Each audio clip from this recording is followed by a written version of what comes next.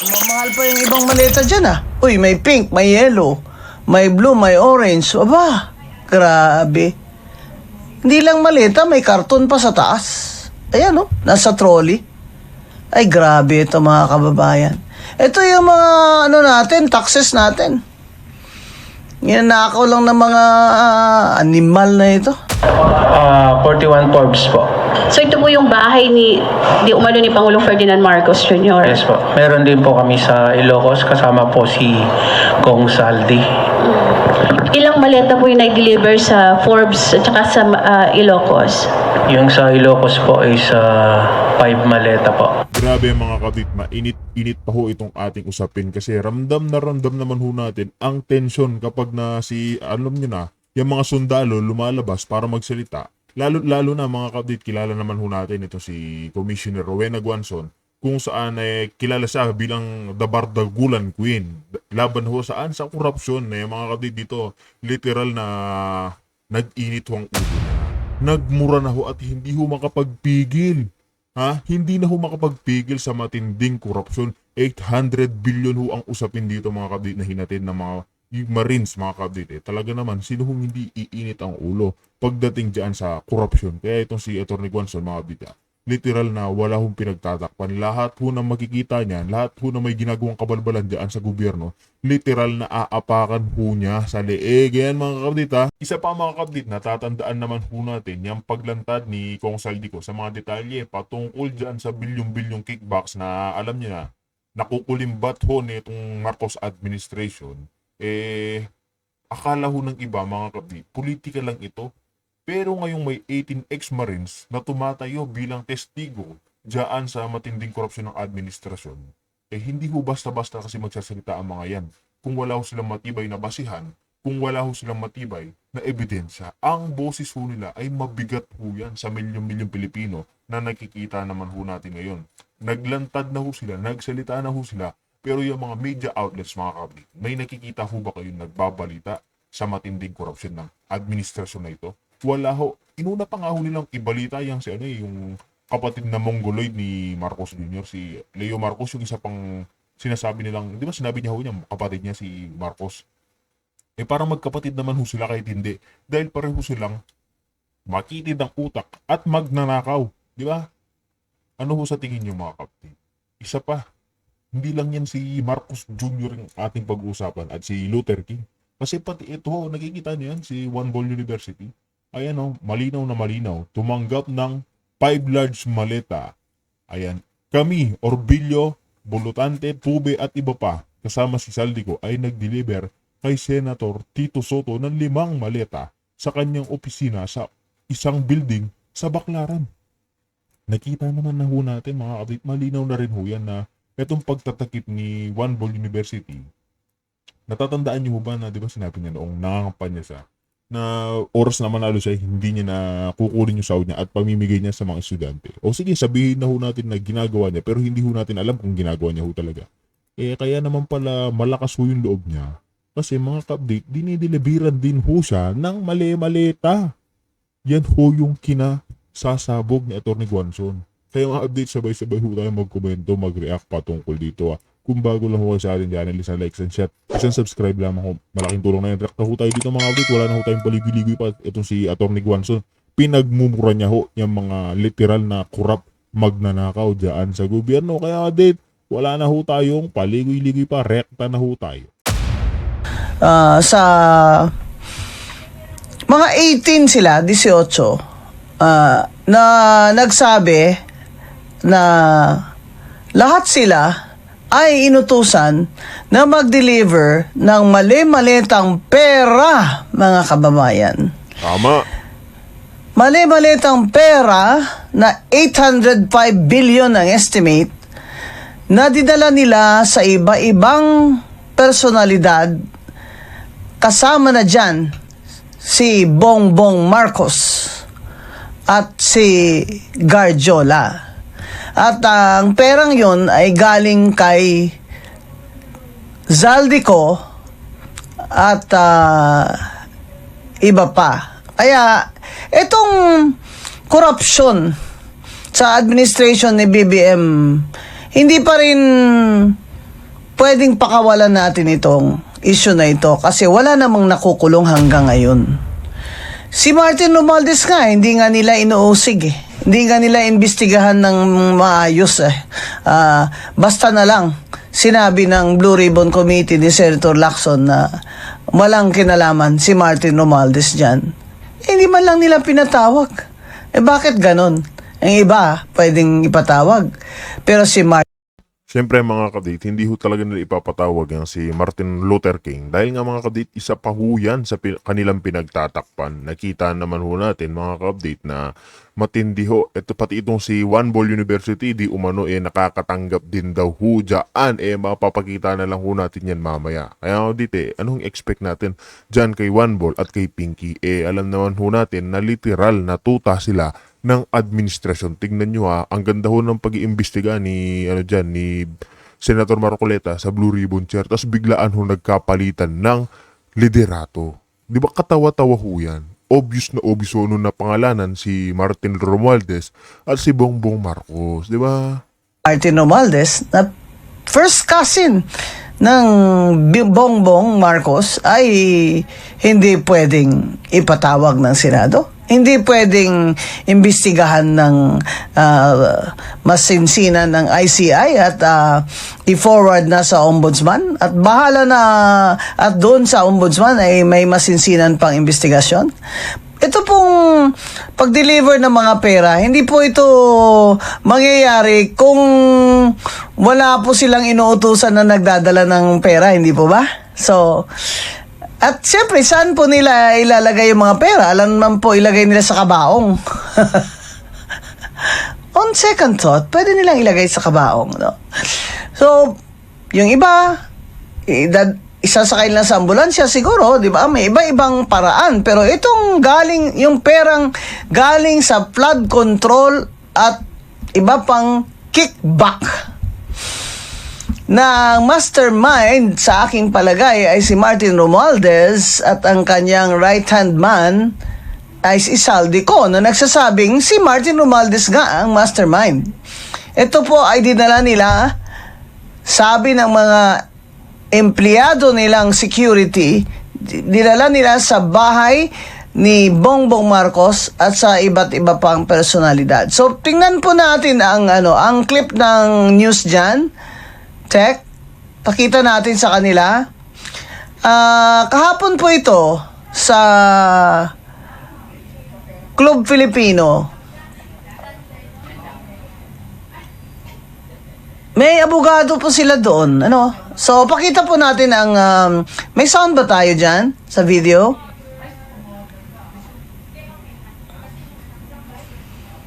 Mga kababayan, pakinggan nyo pong mabuti. Kasi, ito po ay, tingnan nyo, grabe, binabalot na santambak na pera, Yung masakit pa ho dyan, mga kabit, yung 18 Marines na ho yan, yung akala ho nilang ginagawa nila na pagbabalot ng pera, pag-aatid ng pera, ay hindi ho galing sa nakaw. Yan ho yung sinabi rin ho ng mga Marines. Na kung una pa lamang daw ho mga kapatid na alam na nila na galing pala sa nakaw yan, hindi daw ho nila gagawin yan. Kaya mga kapatid, malaking pagsisisi na ng mga Marines yung ginawa nila na dahil wala ho silang kaalam-alam na pinagdi-deliver lamang ho sila nang galing pa sa nakaw. Di ba? Nakapag-deliver po kami. 41 Forbes po. So ito po yung bahay ni Pangulong Ferdinand Marcos Jr. Yes po. Meron din po kami sa Ilocos kasama po si Kong Saldi. Ilang maleta po yung nag-deliver sa Forbes at saka sa Ilocos? Yung sa Ilocos po is 5 maleta po. Ako po si Belnard Tube. Nakapag-deliver po kami. Sinabi ni Tube na siya mismo personal nag-deliver ng 5 maleta doon sa Ilocos. Sino sa Ilocos ang binigyan nyo ng maleta? Sino ba talaga ang taga Ilocos? Norte. Alam naman si Chabit yan, Singson. Sino sa Ilocos Norte ang Kung ako dito kay Marcos Jr., mga kabdita, ilaglag niya na yung pinsan niyang si Martin Luther King. Katulad ng ginawa ni Kong Saldico, kasi mantagin po ninyo, pati dyan sa Ilocos, nakakapag-deliver sila ng 5 maleta. Dyan sa Forbes Park, nakakapag-deliver sila ng pera. Sino ba yung mga nakatira dyan sa Forbes Park, sa kung saan-saan pa mga update? Si Martin Luther King, taga dyan. Si Marcos Jr., taga Ilocos. Di ba? Ano pa ho ba yung pagtatakpan nila? Yung nagtatakip po kasi dyan mga kabit, yung mga media outlets, tignan nyo, kakaunti lamang ho yung mga naglalabas na mga, impormasyon patungkol dyan. Di ba? Inilabas lang ho nila yung kay yung kapatid ni Bobong Marcos Jr., yung nakulong, na si pangalan ho nun, si Francis Leo Marcos.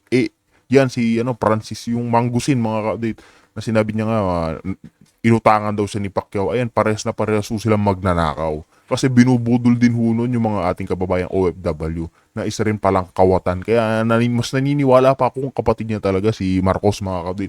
Kasi tignan nyo yung galawan ho nila. Pareho na pareho. Pero ito mga kabdit, yung mga ginawang kabalbalan, yung 803 billion na hinatid mga kabdit, yung mga nakulimbat ng administrasyon, hindi ho binalita kahit sa ang media outlets.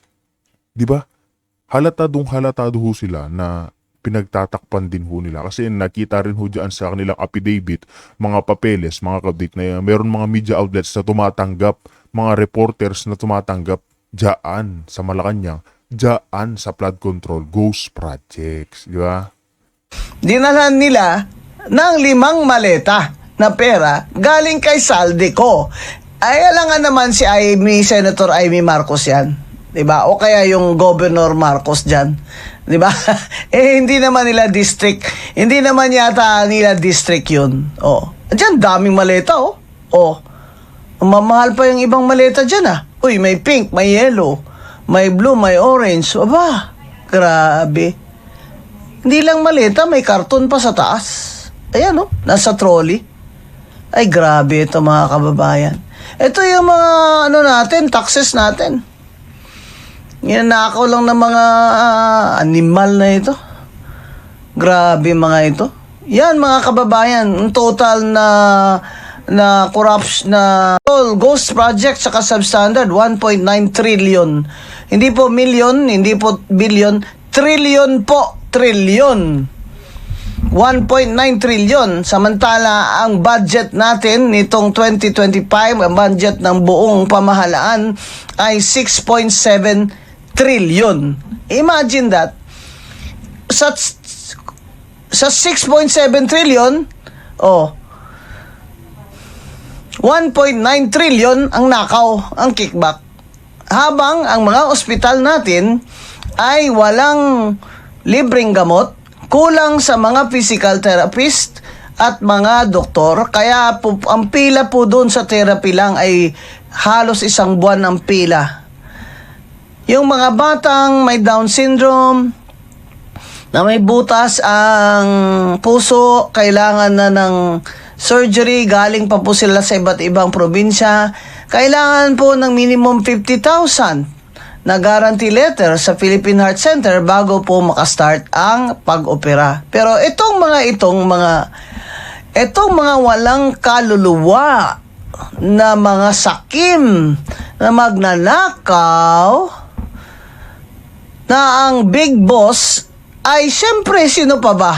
'Di ba? Pwede bang magnakaw sila lahat-lahat ng yung mga congressman na yan diyan kung hindi yan project ni Martin Romualdez, yung kanilang speaker noon, na siyang pinsan ni BBM? Alangan naman maniwala tayo na si Saldico lang lahat ito. Ang gusto nila paniwalaan natin, si Saldico lang lahat ito. Kaya nga lumaya si Saldico. Kasi alam na ni Saldico na siya na ang tatanggalan ng ulo. Ipapalit yung ulo niya sa kanilang lahat. Isa pa mga kapdita, natatandaan nyo ho ba na sinabi pa nga ni Pinky Lacson dyan sa Blue Ribbon Chair nung siya na ho yung chair na lalantad daw ho si Saldico pero via Zoom. Pero nung isang araw mga kapdita, biglang bumaliktad si Kong Saldico, bigla hong bumaliktad si Kong Saldico diyan sa administrasyon ni Marcos Jr. Bigla ho nilang sinabi na hindi na pala dadalo si Kong Saldico. Doon pa lamang mga kablit na halatado na yung administrasyon si Pinky na alam niya na rin. May kinalaman din si Pinky diyan sa kabalbalan ng gobyerno. Kaya mga kablit, anong expect natin? Literal na yung big boss ho diyan, ayun, yung pinsan ni Ngagba, si Martin Luther King. Literal na Luther ho siya mga kablit, ha? Di ba? Ang sinasabi ni Saldico, bakit ako lang, di ba? Bakit ako lang ang mananagot at papuputol ng ulo dyan? Kaya nilabas niya lahat. Eto mga kababayan, pakinggan natin ulit isa pang clip. Yung abogado. Maganda yung explanation ng abogado nila eh. Para po doon sa mga hindi po nakapanood, ano? Sige po.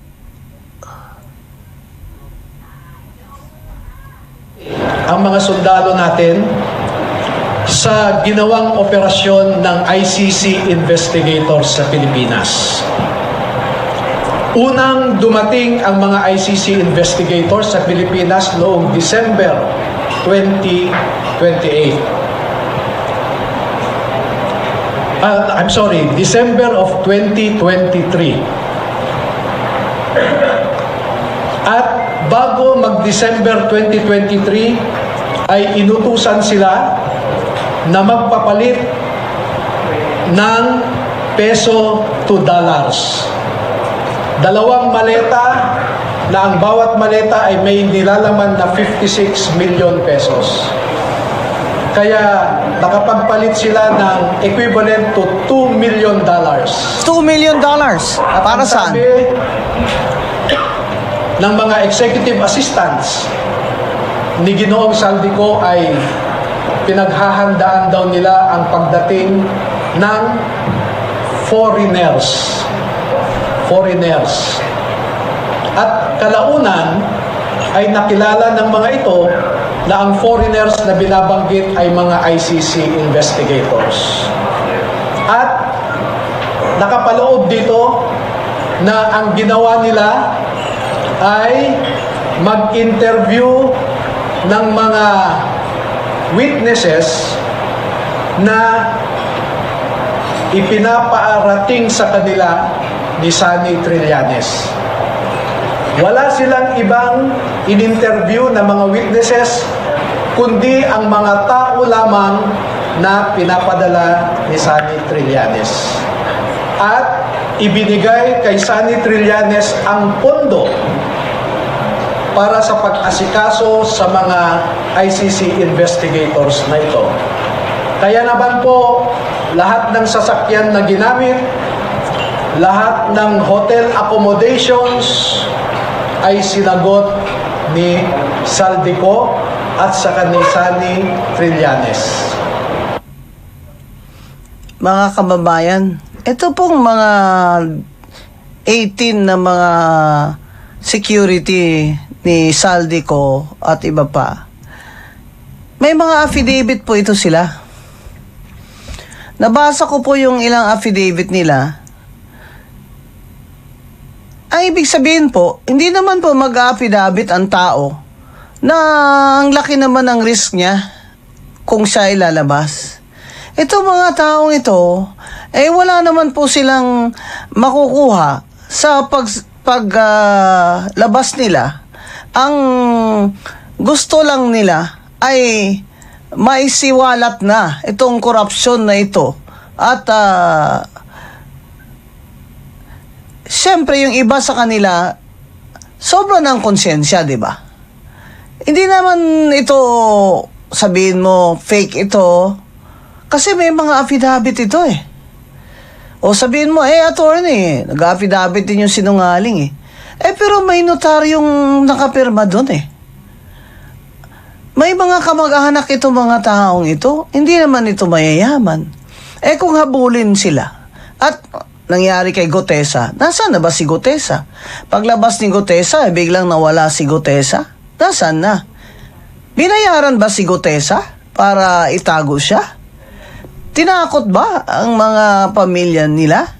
Kaya nawala si Gutesa? Pero it is the same testimony noon ni Gutesa. Diyan pa lamang mga ka-update na yung paglantad nga ho noon ni Sergeant Gutesa, mga update, napakalaki hong bagay. Naging susi ho siya ngayon sa paglantad ng mga kasamahan ho niyang Marines. Mantagin po ninyo, 18 hong Marines lumantad na, ayan, lahat ho ng sinasabi ni Gutesa, mga update. Pinatutuhanan ho nila yung mga dinideliberan ho nila, yang sila Marcos Jr., sila Martin Luther King, lahat mga ka-update. Si Sandro Marcos na pangalanan din ho yan, pero ni isang beses hindi ho sila pinapatawag. Diyan sa Senado, diyan lahat ho kasi mga update pinagtatakpan ng administrasyon. Di ba? Doon sa Senado. At saka, kahit wala si Gutesa, nandun na yun sa record ng Senado. That is already official records, and he took an oath there. He took an oath there. That means na that is already admissible. O, kahit wala si Gutesa, itong 18 na ito ay nagpapatunay na corroborated ang sinabi ni Gutesa noon na naghatid siya ng mali-malitang pera sa bahay ni Martin Romualdez sa Forbes at sa bahay ni BBM doon din sa Forbes. At yan ay siyempre corroborated niya ang sinabi ni Saldico sa kanyang part 1, 2, 3 na nilabas na video na nagpahatid siya ng 25 billion pesos kay BBM. Share ni BBM sa insertion ng 100 billion. Kung babalikan natin, ang sabi ni Saldico, yung 100 billion na yan na insertion, pahabol yun. At i-connect natin yung sinabi ni Congressman Toby Chanco na nandun siya nung sinabi ni BBM kay Martin Romualdez na kinuha nyo na lahat, wala nang natira sa akin. So, nung na-realize ni BBM na, aba, nuunahan ako ng mga ito, ako wala. Nagpa-insertion siya ng 100 billion at tinanong ni Saldico si Secretary Amina na kay Presidente ba talaga ito? Sabi ng Secretary of the Budget, siyempre, yan ang utos niya eh. Ikaw ba kung si Saldico ka, hindi ka maniniwala sa Secretary of the Budget mismo? Na alter ego ng Presidente when it comes to the budget? Sinabi niya, insert mo dyan, idagdag mo dyan ang 100 billion niya. Pati yung dalawang undersecretary, and I think ang isa doon, si Yusek Bersamin, na tinutukoy na nagtitext sila ni BBM ng kanyang kapirahan na kickback, tinanong pa ni Saldico, kaya kinausap siya ng dalawang undersecretary na yan ni BBM. Kaya niya tinanong si Budget Secretary Amina. At nung tinanong niya si Martin Luther King Romualdez, sinabi sa kanya, what the president wants, the president gets. Yun. Di ba Inglesero yan si Martin Luther? Yan. So, ang sinasabi ni Saldi, maniniwala ba kayo o hindi? Ako, at this point, naniniwala na talaga ako. Kasi hindi lang nakukunik ko yung mga sinabi ni Toby, sinabi ni Amina sa kanya. Ngayon, yung mga text ni Yusek Bersamin lumabas na. At di ba, didisclose yun ni Congressman Erice ng Caloocan na Liberal Party. At ngayon, at biglang nagtago si Martin Romualdez. You know, ladies and gentlemen of the jury, flight is an indication of guilt. Biglang nawala si Martin, oh. Nag-diet. Pagbalik ni Martin Romualdez, di mo na makilala sa kapayat, no? Diyan nga mga dita, siyempre, alam niya naman ho sa sarili niya si Martin Luther King, napangalanan siya. Kaya nga ho siya nag-resign bilang speaker. Kaya nga pinalitan siya ni Boji di mga kapdit. Kasi nga, sa kahihiyan. Tapos di ba bigla ho siya nawala, ang tagal ho niya nawawala. Tapos nung bigla na naman siya lumantad, sobrang payat na nga niya dyan sa mga update, sa mababang kapulungan, pinagkaguluhan pa sa ano hong ibig sabihin nung pinagpiestahan siya. Madali lang ho yan. Pati ho yung mga kasamahan niya dyan na sinabi na nga ng mga 18 Marines, tumatanggap din ho sa kanya. Ano hong expect natin? Puro nga mga literal na magnanakaw. Di ba? Grabe pala yung bilyong-bilyong perang kickback, ano, nakakapayat pala yun. Kaya pala pataba lang tayo ng pataba. Nakakahiya, nakakainis. Alam mo, tinatawa ko lang, pero parang gusto ko ng minsan, ang sakit na sa puso itong galit ko sa inyo mga magnanakaw kayo eh.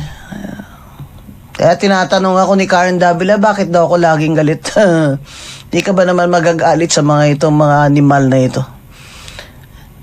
Kapobre na ng mga tao, Pilipino. More than half ang gutom. 260,000 walang trabaho as of December ayon sa Philippine Statistics Authority. Yung pala, bilyong-bilyon, trilyon piso ng mga kickback nila dyan sa DPWH projects. At bakit dyan si Undersecretary Bernardo hanggang ngayon hindi yan nakukulong? Abay, kung state witness siya, kasama siya dapat sa nahahabla. Oh. At kung nahahabla siya, dapat talagang inaresto din siya. Bakit wala ako nabalitaan na itong Yusek Bernardo ay inaresto? Bigla na lang NBI versus Revilla et al. Kasama si Bernardo, pero hindi natin alam nasaan si Bernardo. Ilabas yun si Bernardo. NBI, ilabas nyo si Bernardo. I-video nyo ng live. Nasaan na? Si Yusek Bernardo. Dahil yan ang sabi nyo, state witness nyo eh. Pero dinidistract nyo lang kami. Kaya may impeachment, may ganito, may punta siya sa Naga, may punta siya sa Negros Occidental si BBM, mamimigay ng 1 billion na pera naman natin yan. Dinidistract lang tayo, mga kababayan. Ayan, mas mananiniwala pa nga ho ako dyan mga kabit na literal na dinidistract niya ho o yung taong bayan, lalo-lalo na si Auntie Claire Castro. Nakikita niyo naman kung ano agad yung mga buwelta, yung mga agara niya reply pag meron ho na i-issue yung presidente niya ngagba. Pagdating sa mga Duterte, mga kabit, yung mga media outlets na yan, ang bibiliso, yung mga ayan, ganyan, lahat ng paninira, agad ho nila na ikakasa. Pero pagdating dyan sa korupsyon ng administrasyon, wala na, nanahimik ko sila. Di ba? Tapos yung pagpunta niya sa Naga, para saan yan? Sa kanilang interest. Yan ho yung nakikita nating ikakandidato ni Bongbong Marcos bilang presidente. Di ba noong 2022, sinabi pa nito si Lenny, mga ka-update, na unang-una sa lahat, hindi mo siya maaasahan pagdating sa may ganyan. Sa kuna, parang ganun ho ata. Kaya, yan lahat, magnanakaw, sinungaling. Sinabi niya na ho, mga ka-update ni Lenny. Pero tignan nyo, dahil nga, alam niyo na, naiipit si Marcos Jr., nagkakampi na ho sila para ano ho, pabagsakin ho yung mga Duterte, i-impeach na naman si Sara Duterte. Ganyan lang ho yan. Gusto ho nila sila pa rin ang maghari hanggang 2028 upwards, onwards. Di ba? Dahil ang totoo, ninakaw nila sa kakikbakan nila, estimate 1.9 trillion. Ang Pilipinas, napakapobre po natin. We are a poor country. Ang sabi nga, di ba, ni Cora Guidote, isang guest natin nung karaan sa TV, pagkakasyahin, magkakasya naman sana na walang deficit ang budget kung wala sana ang leakage na tinatawag sa korupsyon. I-estimate natin dyan, 30% sa korupsyon eh. Tingnan nyo mga kababayan. Dyan sa DPWH budget lang, estimate nyo magkano bang budget nila ngayon to 2025? Mag-times kayo ng 0.30. Yan yung estimate na nakaw. Yan ang estimate na leakage ang sinasabi. Kaya naman, salutatorya na tayo ngayon sa mga most corrupt countries in Asia. Sabi naman ni BBM, okay lang yan, hindi pa naman tayo ang the most corrupt. Tignan nyo mga update, hindi na ho talaga nahiya yung bangag na presidente. Mantakin po ninyo, proud po sana hindi tayo, kasi nasa third ata ho tayo mga update kung hindi tayo nagkakamali or fourth. Tapos nagsalta dyan si Bongbong Marcos na hindi pa importante, hindi pa daw pinaka-corrupt. Diyan pa lang yung kakapalan ho ng pagmumukha niya mga update. Literal na mapapansin natin, kung normal na presidente yung takbo ng isip mo mga kapatid, sasabihin niyo ho ba yun? sasabihin nyo, kung gumagamit kayo ng white powder, talagang sasabihin nyo yun. Kaya mga kabit, kung meron kayo naging komento dito nga kay Tuta Soto na di umano tumanggap ng 5 maleta para pagtakpan ng administrasyon, ganun din si Pinky Lacson, mga update. Ayan, sa comment section na lang ho natin pag-usapan, lalo na yung mga matitinding pasabog ni Atty. Rowena Guanzon. Kaya mga update, dito na ho natin tatapusin ang ating reaction video.